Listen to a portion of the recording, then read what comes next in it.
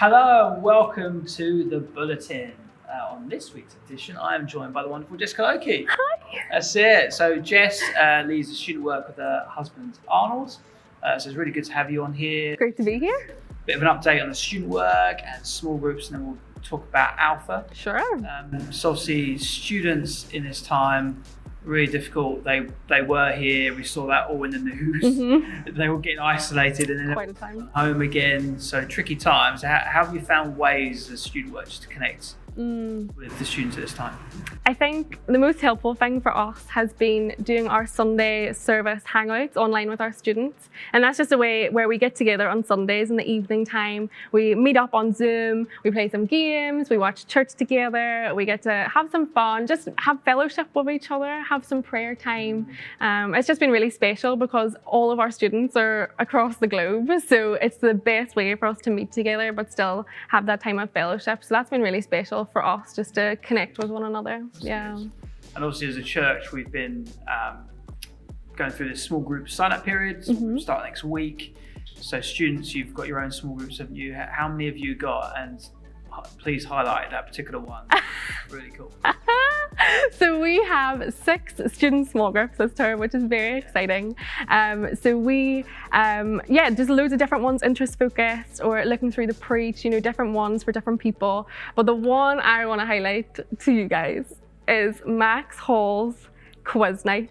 Guys, it is so much fun. Like, I know you've went through all the quiz Zooms with your family and you're like, oh, here's another quiz night. But Max Hall does the business. He knows what he's doing, man. So he comes together, he'll make a different quiz each night. There'll be kind of a leaderboard of people at the end of it working their way through. And he also has a book about flags. So this guy is legit. He knows his stuff. Incredible. And buy his book on Amazon. Incredible. There you go. If you love flags of every country, in the book. Seriously, he goes in. There's commentary from best flag to worst flag. He's got it. Find it on Amazon. Get loads of sales from this. It's because of us. Yeah. You're welcome. That's really cool. I mean, to me, trying to think of a new quiz every single week seems really stressful. But I'm glad there's people like Max who love to do that. They step up. Yeah. That's it. Another small group we're running this term is Alpha. I know that's been part of your personal journey to faith. Yeah. So do you want to tell us about what Alpha is? How you came to be an Alpha? Yeah, sure. So Alpha is a place where you can come together, no matter what age, no matter what background, Christian, non-Christian, just coming and asking your questions about the Christian faith. And each week we watch a different video on different topics of the Christian faith, like who is Jesus? Did he really rise from the dead? What does this mean for me? Just really great questions. And you come together in breakout rooms and explore your questions with your group. So for me, that was a part of my journey. I didn't come from a Christian background. I didn't really know who God was growing up.